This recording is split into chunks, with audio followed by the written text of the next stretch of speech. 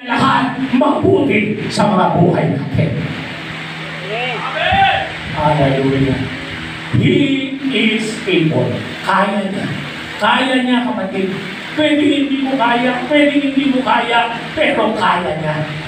Kaya nga sa Kanya tayo dapat tumingin, sa Kanya tayo dapat magtiwala, mga kapatid. Amen? Sapagkat siya yung Diyos na tapat, na kayang ayusin ang lahat ng mga bagay na hindi akma, hindi wasto sa mga buhay natin, at gawin nga lahat ito na pawang mabubuti. Ibig sabihin, kung kayo man ay hindi nagkakaintindi ang mag-asawa, para na yung aso't pusa, hindi maganda yan. Tama? Hindi maganda yan. Tama? Pero kaya ng Diyos. Sabi ko, kaya ng Diyos. Kaya ng Diyos na ayusin ang sigalo sa inyong relasyon. Amen? Marahil may anak ka na tinaningan na ng doktor sa kanyang sakit at karamdaman. Hallelujah! I challenge you today, huwag kang mawala ng pag-asa. Kaya ng Diyos na ayusin ang anumang diferensya sa kalusugan ng iyong mahal sa buhay. Amen! Praise God! Kaya ng Diyos. Sabihin mo, kaya ng Diyos. Kaya ng Diyos. Hindi mo kaya marahil, kapatid, pero kaya ng Diyos na tapat. At pag sinabing tapat, hallelujah, talaga pong gagawin niya ito sa buhay natin. Amen? Praise God. Hallelujah. Thank you, Lord. So, praise and thanksgiving, mga kapatid, is the language of faith that pleases God and causes miracles in your life. Praise God. Tagalogin po ito. Kaya nga po yung pagpupuri at pagpapasalamat sa katapatan ng Diyos ay lingwahe ito ng pananampalataya. Kaya pag nakita mo isang taong tumitingin sa taas, hallelujah, nakataas ang mga kamay, yan po ay lingwahe ng kanyang pananampalataya sa Diyos. Hindi mo siya umaarte lang. Hello? Ang pagtaas ng kamay at pagtingin sa taas ay hindi po arte lang yan, mga kapatid. Hindi rin yan kasanayan lang sa loob ng iglesia. Yan po ay pagpapakita ng ating pananampalataya sa Diyos na tapat at mabuti. Are you with me, mga kapatid? Praise God, hallelujah. At alam niyo po, yung pagkataas ng kamay, pagpupuri, pagpapasalamat sa katapatan ng Diyos, yan ang nakalulugod sa Diyos at yan ang magiging daan para ang Diyos gumawa ng mga milagro sa buhay mo. Sabi ko, gumawa ng milagro sa buhay mo. Pag sinabi yung milagro, hindi kayang gawin ng tao, pero kaya ng Diyos. Mayroon pong ibang mga nagtuturo ng Biblia, nagsabi nila, lipas na ang panahon ng mga himala o milagro. Wala ka nang aasahan pang milagro. Tapos na raw ang panahon. Nung mamatay ang unang apostol, ay ang huling apostol ng Panginoon, yun na rin daw ang kawakasan ng mga milagro. Kapatid, ito lang ang aking sagot. Pakinggan mo mabuti. Walang araw o taon ng magkikla.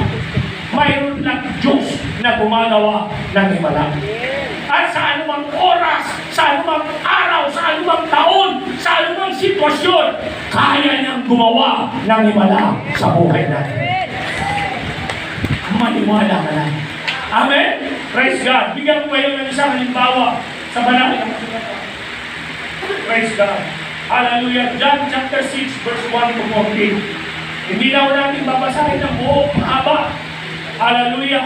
Mayroon lamang ilang talata ko na pipiliin, pero basahin po ninyo, pag-uwi ninyo. Ano sabi niya? And Jesus took the loaf, and when he had praised, and given thanks. Anong ginawa ni Jesus? Anong sitwasyon dito? Praise. Walang pagkain ang halos 12,000 tao. Hindi mo buti. 12,000 tao ang makakainin. Ang problema, hindi sila nakahanda sa sitwasyon na yun. Sapagkat sila po ay nasa ilang na lugar. Hindi rin nila napag-usapan na magbaon sila. Hello? Kasi si Jesus, pag nag-preach, hindi mo pwedeng orasan. Amen. Kaya mo na rin sinabi mo niyo uurasan mo. Alam? Amen. Praise God. Hindi mo, kinakausap na ang aking pangalan. Kaya nabigyan sa haba ng pagkuturo ni Jesus, nagutom na yung mga tao. Ngayon yung mga alagad, kanya-kanyang diskarte, hanap ng paraan para matugunan yung malaking suliranin o problema. Ano, ganyan po ang tao, mahilig maghanap ng solusyon o sarili niyang solusyon. Nakakalimutan natin na kasama natin si Jesus, ang solusyon sa lahat ng ating mga pangangailangan. Amen? Nag-aapo rin mo sila, nakalimutan nila, nakasama nila ang Panginoon. Hallelujah! Na gumagawa ng mga milagro at himala. Kaya habang sila po ay abalang-abala, abulidong, nagsisisihan pa si Jesus. Hallelujah! Anong ginawa? Mayroong isang bata roon. May baon. Mabuti pa yung bata nakapag-isip magbaon. Mayroon siyang 2 pirasong maliliit na isda at 5 pirasong tinapay. Paano kung papakainin ng 12,000 tao sa 2 maliliit na isda at 5 maliliit na piraso ng tinapay? Sabi ng mga pilosopo na mga hindi naniniwala sa himala, kaya na nakahiglaan yung mga tao na yun, may sumobra pa. Kasi ang mga isda doon, ang lalaki. At ang mga tinapay doon, ang lalaki. Pero kapatid, ang sabi ng Biblia, ang may dala ang anak. Paano yun? Mga tinapay, ganun kalaki. Paano ito mabubuhat yung 5 ganun kalalaking tinapay? Hindi ko mga kapatid, talagang gumawa ng himala si Jesus. At pansinin niyo, wala ginawa ng himala. Hindi siya sumang-ayon doon sa mga kasama niya kanagan na puro problema ang nakikita. Yan na. Marami sa atin na nakikita natin lagi problema, pangangailangan. Ang mga bukang bibig natin, mahirap yan. Imposible yan. Alam niyo ako maniwala sa Diyos? Pero ako na. Sa vocabulary ko, ang mahirap yan at imposible yan.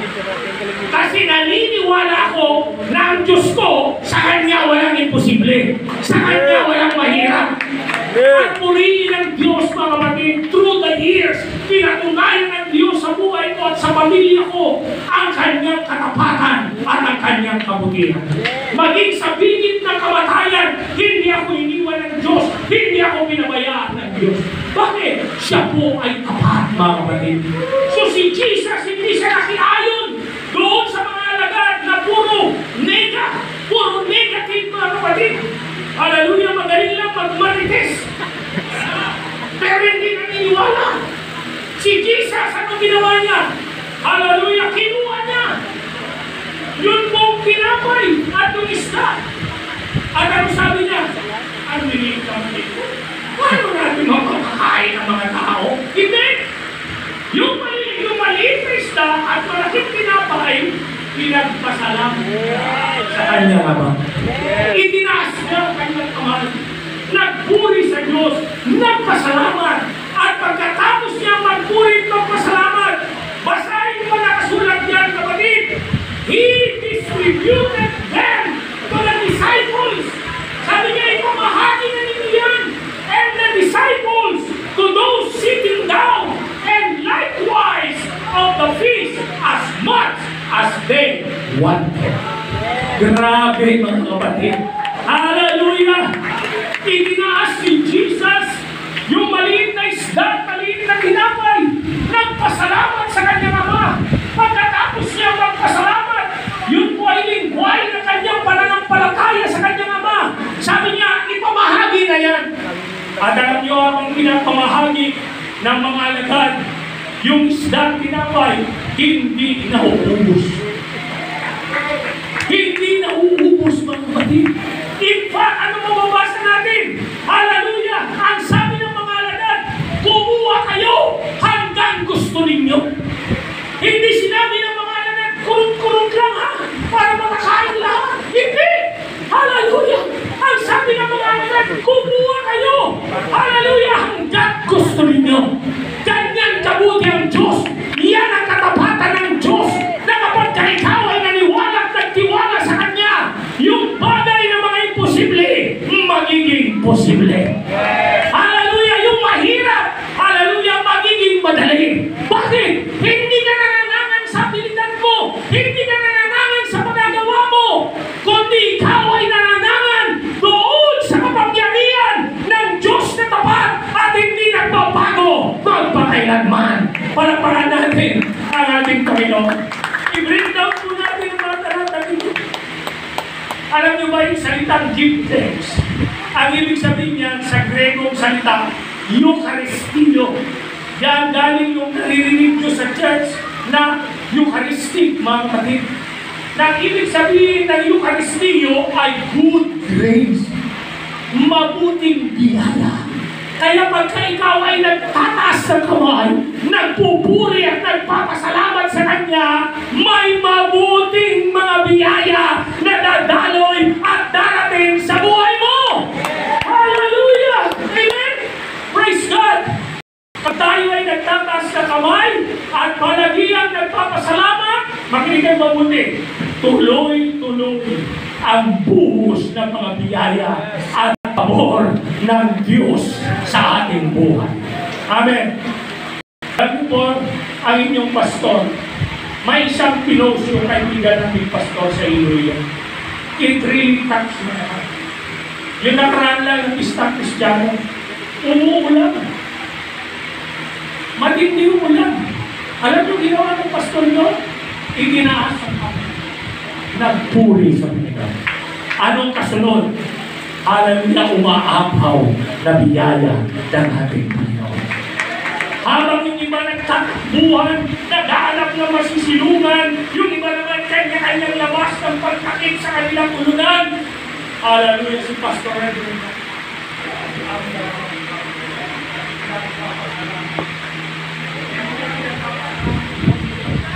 Hello? Nagpapasalamat niya na yung Diyos na kanyang pinaglilingkuran ay tapat at mabuti at hindi sila pababayaan ang sitwasyon na yun. Amen! Praise God! Ganyan po ang buhay natin na mga anak ng Diyos. Pag tayo'y naharap sa sitwasyon na mahihirap, huwag kang magmukmuk sa isang tabi. Huwag kang maghanap ng masisisi. Huwag kang magmumuy-muy sa isang tabi. Do not complain. Do not murmur. Hallelujah! Live up! Praise God! And start praising Him and thanking Him. And I tell you, miracles, favors will start to pour down in your life. Amen? Ito po nakita natin dito. Hindi po kwento lang ito, mga kapatid. Pinapakita ng kwentong ito, hallelujah, ang magagawa ng Diyos, ang patotoo ng Diyos, na kapag ka may mga taong naniniwala, nagpupuri sa Kanya, nagpapasalamat sa Kanya, sa kabila ng sirkumstansyang hindi maganda, sa kabila ng sitwasyon na gipit, hallelujah, sisiguraduhin ng tatay natin sa langit na mayroong ibalang mangyayari. May biyayang bababa. Nagkausap ba ako, mga kapatid? Alam niyo po itong mga nakaan. Mayroon pong isang bagay na paulit-ulit lumalabas sa bibig ko kahit saan lugar ako mapunta. At ito po yun. Ang problema ng church, dalawa. Alam niyo, dalawang problema ng church? Alam niyo, luna, foolishness, kamangmangan. Marami tayong bagay na hindi alam. Marami tayong katukuhan sa salita ng Diyos na hindi natin naunawaan talaga. That's why there is so much foolishness in the church today. Hello? Pangalawang problema ng church ito, pwedeng may alam ka, pwedeng alam mo, pero ang bagal mong paliwanag. That's the second problem of the church today. Alam natin ang Diyos nagpapagaling, pero hindi tayo naniniwala yan. Gusto muna natin makita yung ulang makalakad. Hindi mangyayari yung mga kapatid. Yung ulang makakakita. Yung bilay sa mga kapatid. Salamat may gising dito. Amen? Praise God. Pero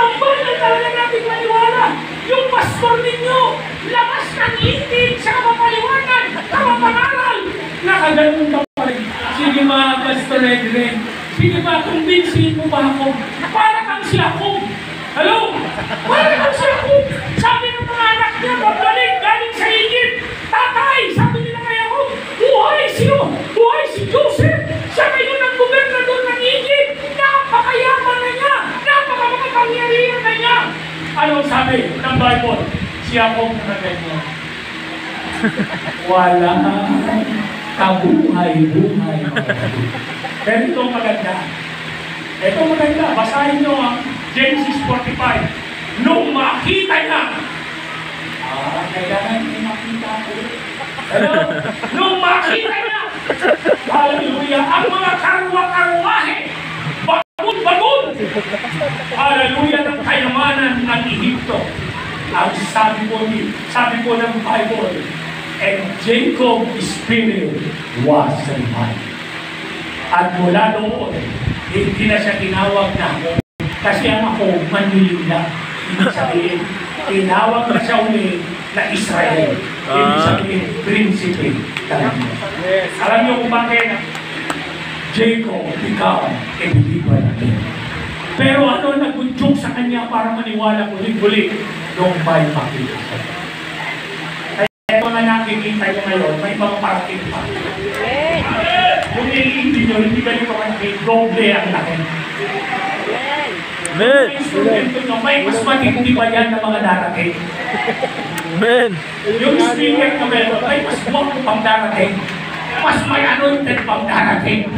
Amen. Bakit nag-uumapaw kayo yung Diyos ng kapatid? Amen. Ang kailangan lang, maniwala tayo. Hello? Sabi mo, maniwala tayo. Maniwala tayo. Amen. Tutuong natin kung kayo ngayon sa 4th floor, sa isang napakagandang lugar na ito. Totoo ito mga kapatid. Hindi tayo nangangarap lamang. Ipinapakita ito ng Diyos sa atin. Ipinaparanas ito ng Diyos sa atin para makumpinsi tayo. Katulad ni ako na maniwalang muli sa kayang gawin ng Diyos. Isipin ninyo, 22 years! Si ako, hallelujah, punong-puno ng sama ng loob. Iyak na iyak, lungkot na lungkot. Parang ayaw niya ng mabuhay. Sapagkat si Joseph na pinakamamahal niyang anak ay akala niya patay. Imagine, 22 long years. Hallelujah, na nagdusa si ako. Ang hindi niya alam, hallelujah, may ginagawa pala ang Diyos. Kaya kapatid, hallelujah, huwag kang magbubuhay sa problema mo ngayon kasi may ginagawa na ang Diyos. Hello! May ginagawa na ang Diyos. Hallelujah! Panahon lang at makikita mo na, mahawakan mo na, malalakaran mo na, matitigman mo na. Hallelujah! Ang sangkatutak na umamaw na mapagpapala ng ating Panginoon. Darating ka sa punto ng buhay mo, sasabihin mo, hindi ko na may paliwanag ang kabutihan ng Diyos. Hello? Kahit ako bumalin sa harap, sa likod, hallelujah, sa kaliwa, sa kanan, puro pabor at kabutihan ng Diyos ang aking nakikita. Kapatid, darating tayo sa puntong niya ng ating buhay. Amen?